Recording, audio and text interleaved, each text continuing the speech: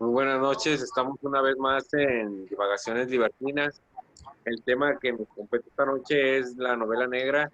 Tenemos el gusto de tener a Roberto Herrera, que nos va a hablar un poco de qué va la novela negra y estaremos hablando, ¿no?, en autores y demás cosas alrededor, en torno a la novela negra. Pues adelante, profe. Buenas noches. Muy buenas noches y muchas gracias por la invitación. Estoy a sus órdenes. Gracias Eh, a usted, maestro, por aceptar la invitación. Un placer, un gustazo verlo, aunque sea por este medio. Digo, ya es ventaja teniendo la tecnología y en otros tiempos, más bien en otros tiempos jamás se hubiera podido haber tenido un contacto con otras personas. Y bueno, tenemos la fortuna del mundo de la tecnología. Y pues un gustazo tenerlo con nosotros, maestro. Si pudiera Igualmente. hablarnos sobre qué es la novela negra. Muchos compañeros, de repente, oye, ¿de qué va? ¿De qué va eso? ¿Cómo novela negra? ¿Qué quiere decir? ¿Nos pudiera hablar un poquito Sí, sobre qué es el género negro? Claro que sí. Bueno, mira, es un tipo de narrativa, aunque pudiera luego convertirse desde la narrativa, extenderse a otros géneros y disciplinas como el cine. Hay un cine negro, por ejemplo, que deriva precisamente de la novela negra. E incluso a la dramaturgia, no sé, dentro de ciertos ámbitos de la novela negra se han escrito muchísimos formatos y géneros, pero principalmente cuando hablamos de novela negra, obviamente al hablar de novelas nos referimos necesariamente a narrativa, pero no solamente a novelas. La narrativa es muy amplia, ¿no? Y novela negra, la novela negra en sí como constructo un tanto metafórico, ¿sí? Tiene dos simientes o dos acepciones, podríamos decirlo así. La primera apunta, que es la más conocida, la más clásica, hacia cierto tipo de literatura detectivesca, cierto tipo de literatura policíaca, no necesariamente detectivesca, sino que tiene que ver un poquito más con la literatura norteamericana que se comenzó a escribir en la época de la depresión económica y de la prohibición en los Estados Unidos. Estamos hablando más o menos entre 1920 y 1935 por ahí. Sí que es la época, está entre las dos guerras, entre la Primera Guerra Mundial y la Segunda Guerra Mundial. Es un periodo de posguerra, pero también es un periodo de preguerra, ¿sí?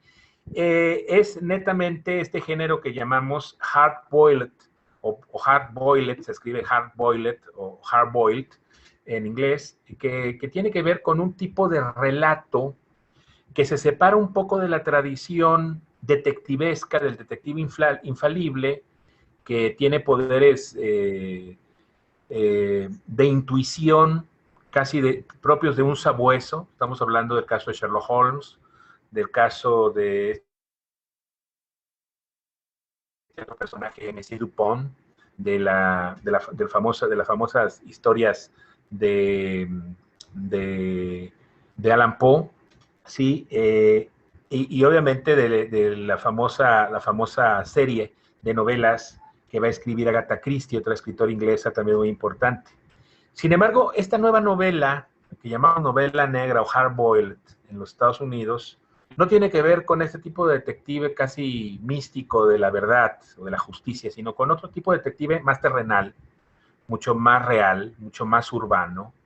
Un detective que de alguna manera no posee los talentos de Sherlock Holmes, pero sí es un hombre arriesgado, es un hombre que ve en el trabajo de ejercer la investigación, ya sea dentro de las policías o a nivel privado, un empleo y una profesión. Y tiene que ver también con un espíritu de época. Es una época en los Estados Unidos donde el sueño norteamericano tiene su primera etapa de expansión hacia Europa.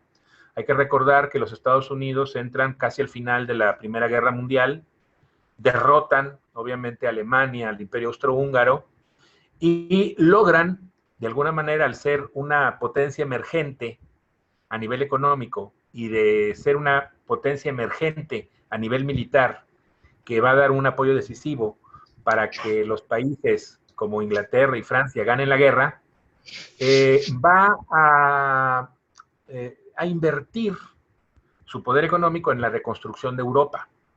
Obviamente la reconstrucción de Europa va a acarrear para muchos economistas una alerta. Se está haciendo mucho gasto en Europa, se está explotando la producción y puede haber una recesión económica. Y esa recesión económica inicia en los años 20. Y el punto crucial es el año de 1929, cuando la Bolsa de Valores de Nueva York, Wall Street, cae estrepitosamente y de repente los productos pierden un valor, se devalúa totalmente la moneda, la producción, el mercado bursátil cae, la gente comienza a sacar su dinero y esto produce una crisis económica muy grande. Curiosamente, los años 20 contrastan. Por un lado, está la advertencia del gasto enorme, pero por otro lado también es una época festiva. Son los famosos locos años 20. Sí, la gente está harta de la guerra. Así como ya estamos hartos de la pandemia, la gente en ese momento está harta de la guerra, quiere divertirse, quiere gozar. Aparece el jazz, aparece el cine, aparece las películas, aparece a través de las películas una idea de que los norteamericanos son los que mejor viven la vida, totalmente falso, y se comienza a exportar esta idea de triunfo y el primer Star System, ¿sí? el primer sistema de estrellas, va haciendo que los productos norteamericanos, a través de la publicidad y del uso y de la aparición de las películas, vayan adquiriendo importancia, al punto de que toda Europa va a empezar a vestirse de mezclilla, toda Europa va a empezar a comer cornflakes en la mañana, es decir, a comer hamburguesas, va a haber una especie de boom de la cultura norteamericana. Varios jazzistas norteamericanos se van a París, ¿sí? Y obviamente hay una especie como de espíritu de bon vivant en la época de los años 20, que contrasta un poquito también con el puritanismo norteamericano. Por un lado están los economistas que dicen, aguas, va a venir una recesión, nos va a ir mal en la economía, se está gastando mucho dinero, hay que ahorrar. Y por otro lado, la idea de que hay que evitar gastar en lo que no es necesario.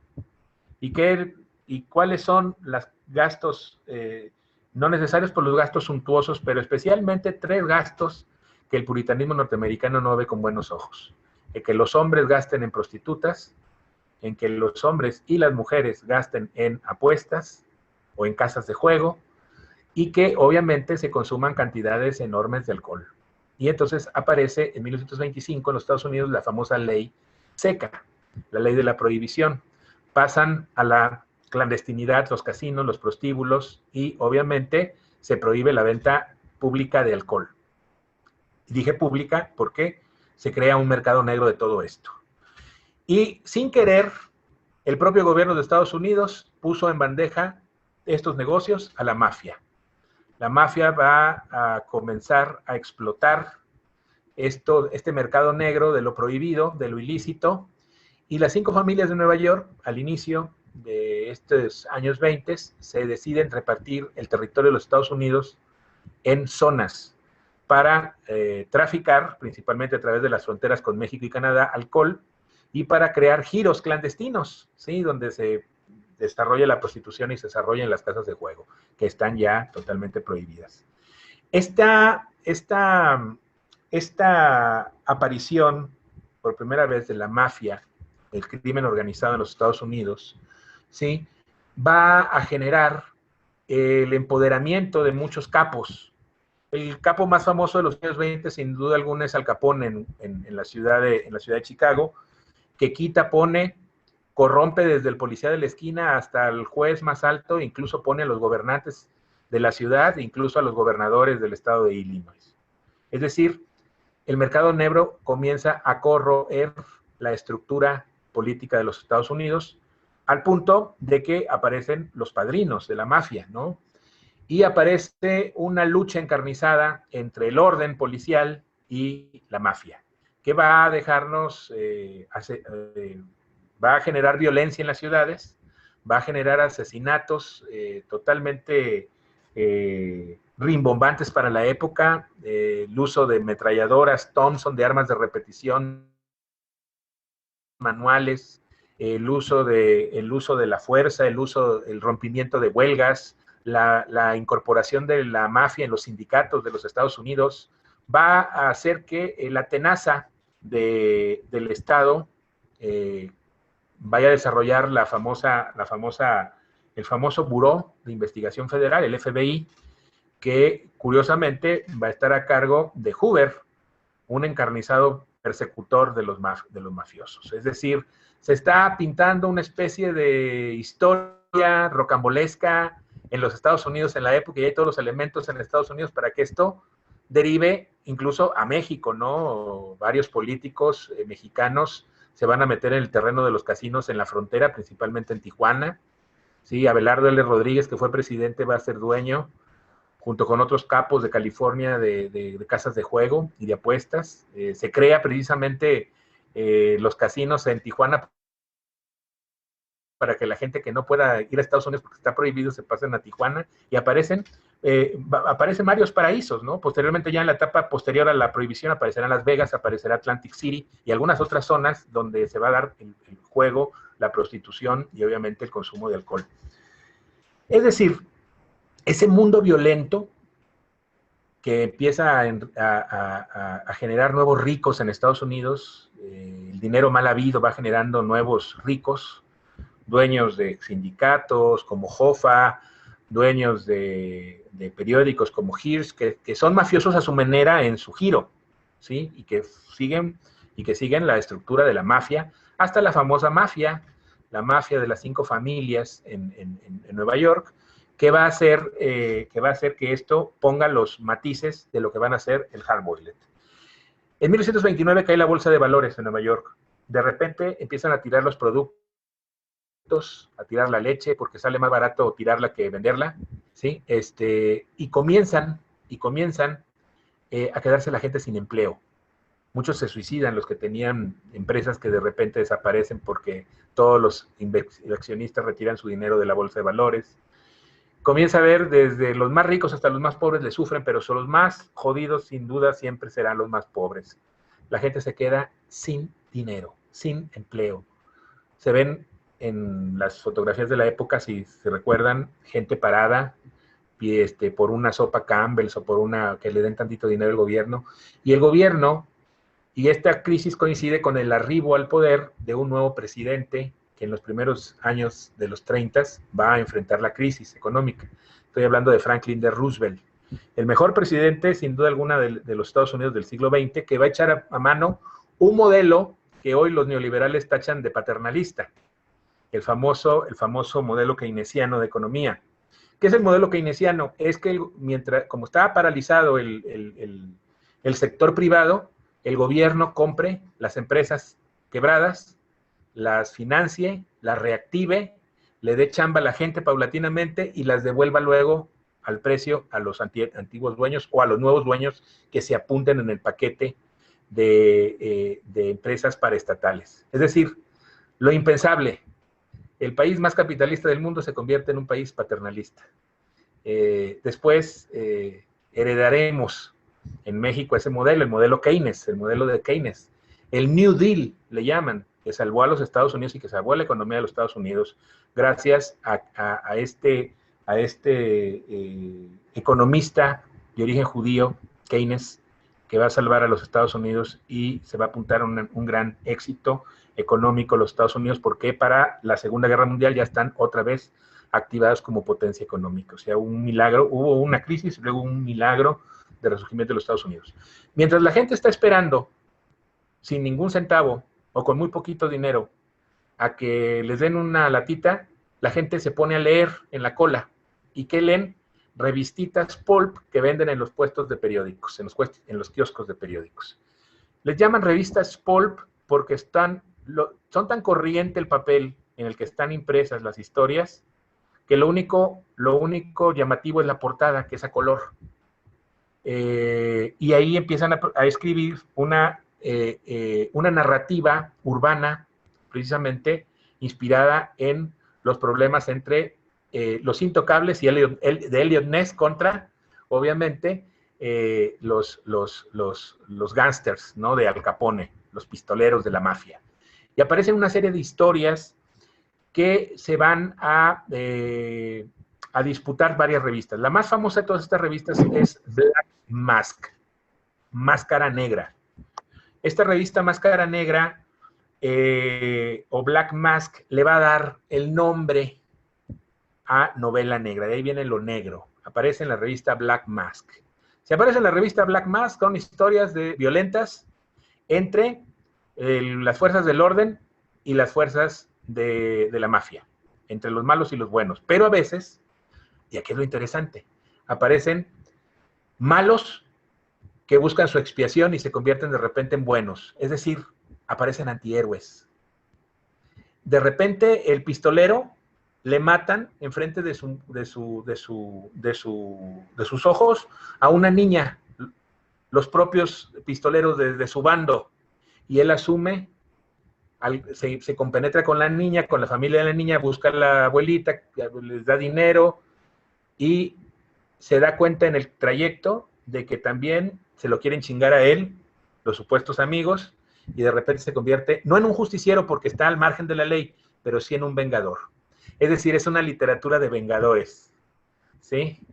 Si Sherlock Holmes siempre es bueno, aunque no forma parte de la policía, siempre busca el bien y la verdad y que triunfe echar luz sobre lo oscuro, él es un justiciero.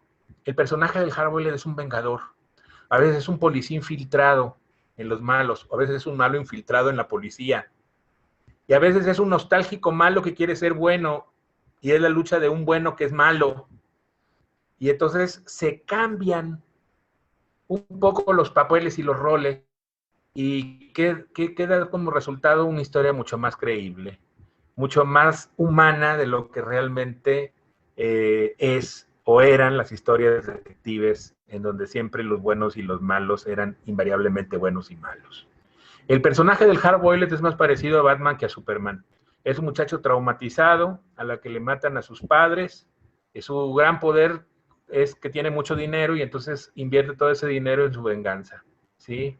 El primer Batman de Bob Kane en los años 30, 40, ¿sí? No usa el famoso cinturón ese mágico que trae, donde traen un montón de artilugios sofisticados, sino un cinturón con un revólver.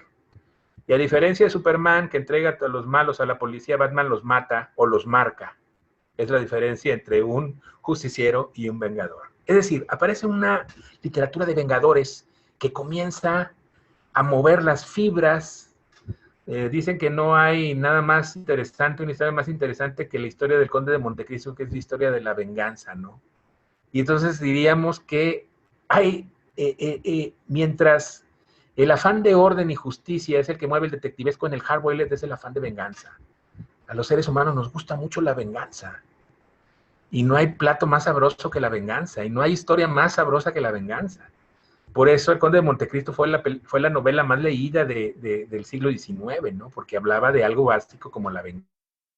Y entonces es la venganza contra el orden de la mafia, el orden del gobierno, el orden. Es una literatura antisistema. De ahí que la gente que no tiene escuela, que no tiene recursos, lee estas historias que además están escritas con el slang callejero.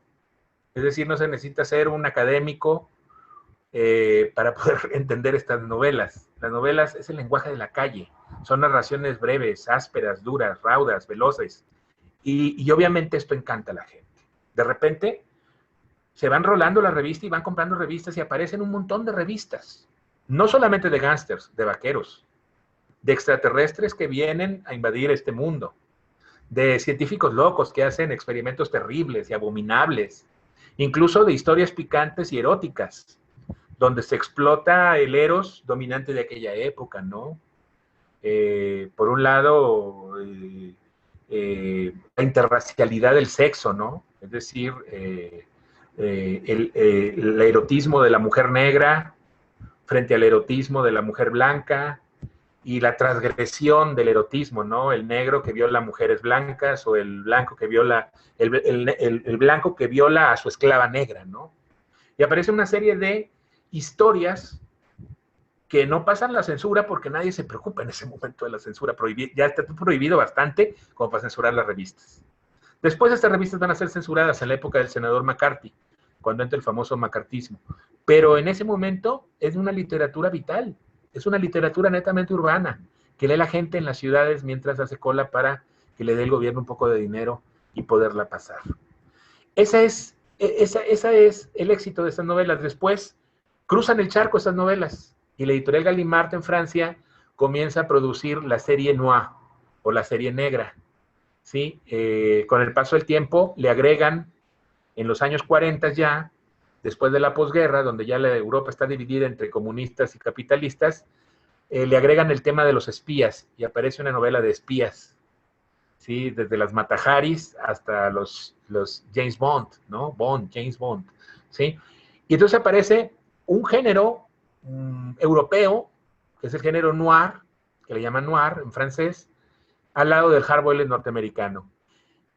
Y en la década de los 40, todas estas historias de Dashiell Hammett, de Raymond Chandler, de Jim Thompson, son llevadas al cine por grandes narradores visuales en el cine, como que van desde Alfred Hitchcock a John Huston, hasta llegar obviamente a Stanley Kubrick, que inicia en el cine negro, ¿no? Esa es la primera acepción de novela negra, la novela del hardboiled. Pero luego ya, como es policíaco, pues le incluyen también lo detectivesco, le incluyen todavía otros subtítulos, los temas de espías y demás. Hasta cierto tipo de novela política que tiene que ver con la mafia, con los mafiosos. Esa es una acepción de novela negra, la más conocida. Cuando vas a los foros de novela negra o a los encuentros de novela negra, lo más común es que se refiera el coloquio a ese tipo de literatura, incluso ya moderna o llevada a otras épocas y a otros lugares. Por ejemplo, en México, actualmente la novela del narco, por ejemplo, vendría siendo nuestro hardboiled mexicano, ¿no? Sin embargo, no la novela que llega a la pantalla y que hace apologías del narco, sino la historia terrible del narco, uno de los más grandes escritores, sin duda alguna, en México en este momento, y te lo pongo al nivel del mejor que tú quieras, pues es obviamente Elmer Mendoza, ¿no? Que escribe una serie de series de novelas sobre el zurdo Mendieta, un personaje que es policía judicial del estado de Sinaloa, y que se enfrenta obviamente a las penurias de luchar contra el narco, ¿no? Y a veces hasta tener que entrarle un poco a lo prohibido también del narco, ¿no? Esa es la primera acepción de novela negra, ¿sí? La otra acepción, ¿no? el otro sentido de novela negra tiene que ver con la novela gótica de terror y de horror, que también le llaman novela dark, y que se ve potenciada a partir del romanticismo de principios del siglo XIX, ¿sí? Con las famosas novelas sobre fantasmas, ¿sí? Las novelas sobre fantasmas, vampiros, monstruos de la ciencia, desde el Frankenstein hasta el Hyde de Stevenson, ¿sí? Que comienza a convertirse en una tradición también muy importante, que va a influir mucho, sobre todo en los jóvenes. Entre los años 70 y 80 aparece un movimiento de escisión del punk, el dark, movimiento dark, conocidos en México como los darketos, que van a tener una especie como de seña o signo de identidad en ese tipo de literatura y en ese tipo de cultura halloweenesca, ¿no? De Halloween. Y obviamente, pues el cine de terror, desde el cine de terror clásico de los estudios Universal hasta el cine gore, ¿no? Con películas tan interesantes como esta de Tobe Hooper, de Texas Chainsaw Massacre, ¿no? La famosa masacre de Texas. Y lo que es el cine gore de destripados y demás. Ese es el otro sentido de novela negra.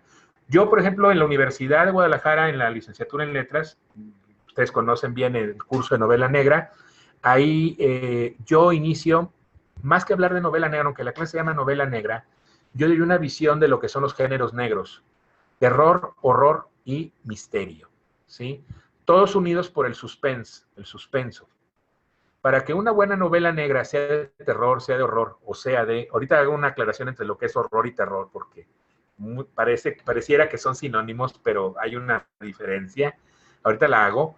Pero les decía, independientemente de sea una novela negra dentro de la corriente de lo fantástico, terrorífico, dentro del horror cotidiano o dentro de lo que es el género de misterio, el género policíaco, el hard-boiled o el detectivesco, debe de haber un elemento de suspense.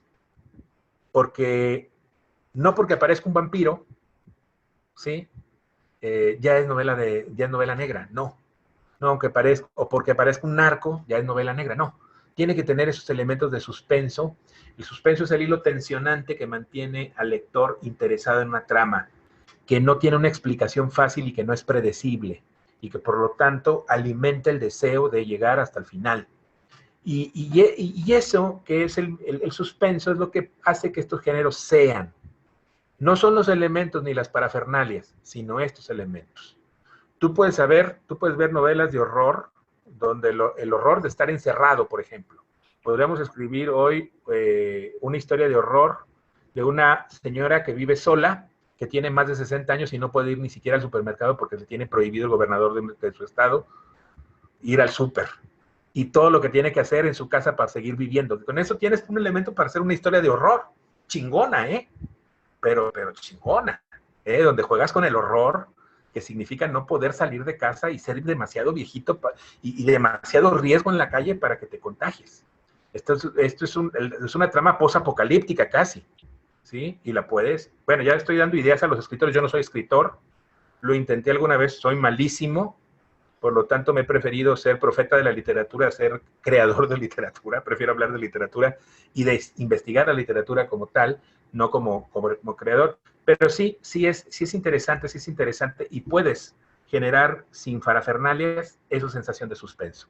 El suspenso es fundamental. Ahora, la diferencia entre horror y terror es una muy sencilla. Ambos son géneros que tienen que ver con el miedo. Ahí el suspenso se llama miedo. Si no te da miedo, no sirve la chingadera, para acabar pronto. ¿Sí? Por favor, Stephanie Meyer, todas las series de Stephanie Meyer, toda la serie de novelas, ¿sí? De Stephanie Meyer no son otra cosa que novela rosa para adolescentes de arquetos. Es decir, no estamos ante historias realmente de suspenso, ¿sí? Son historias, son tramas amorosas de jóvenes inadaptados, nada más que acá el inadaptado no es el gordito o el de lentes, es el vampiro, el hombre lobo, ¿no? O sea, el grado de inadaptación, y obviamente el gordito a lo mejor se identifica con el hombre lobo, al que batean siempre con el vampiro, y entonces, bueno, pues aparecen esas historias para adolescentes. Pero no son historias de miedo. No hay elemento suspenso. Por eso hay muchas cosas que se parecen en los géneros negros que no son género negro. El terror es el miedo producido por el elemento fantástico. Es decir, seres fantásticos que vienen de otra dimensión, incluso puede ser vinculado a la ciencia ficción del espacio, de algún punto, de alguna dimensión desconocida, hasta de universos míticos, como los vampiros, los duendes, ¿sí? Los alebrijes en México, ¿no? Y diferentes series de seres míticos. O con experiencias fantásticas llamadas del orden paranormal, ¿sí? Es decir, que rompen la explicación lógica de tiempo-espacio en la que nosotros vivimos, ¿sí? Fenómenos como el poltergeist, ¿sí? Fenómenos como la posesión demoníaca, ya sea por un incubo o un súcubo, las historias de fantasmas, las casas embrujadas, ¿sí? Eso es terror y está vinculado a lo fantástico, incluso a la ciencia ficción, a cierto tipo de ciencia ficción. Ahí entraría el famoso horror, aunque le llaman horror porque en inglés no existe esta distinción, el horror cósmico de Lovecraft, ¿no? Es decir, los seres primigenios que habitan las profundidades de la tierra y del mar y que cada cierto tiempo amenazan con salir y que están ahí antes de nosotros y que son los que han sembrado el mal, porque el mal no es humano, el mal es sembrado por esas entidades que siembran de odio a los hombres para que se maten entre sí. Y obviamente eso es el terror. El terror es el miedo producido por la fantasía, por lo fantástico. Pero no por lo fantástico a nivel Harry Potter, a nivel Señor de los Anillos, a nivel las Crónicas de Narnia. No, eso es lo fantástico maravilloso, ¿sí? Eso es lo fantástico maravilloso. Estamos hablando de la fantasía siniestra, estamos hablando de la fantasía espantosa, terrible, de la fantasía asociada al mal, a lo perverso, a lo monstruoso, ¿sí? Que tendría todo un género. Por ejemplo, para hablar de que aunque parezca un monstruo no es de terror, por ejemplo, todas las novelas las novelas, porque también es escritor, y las películas de Guillermo del Toro, para mí, son de monstruos, más no son dentro del género de terror, ¿no?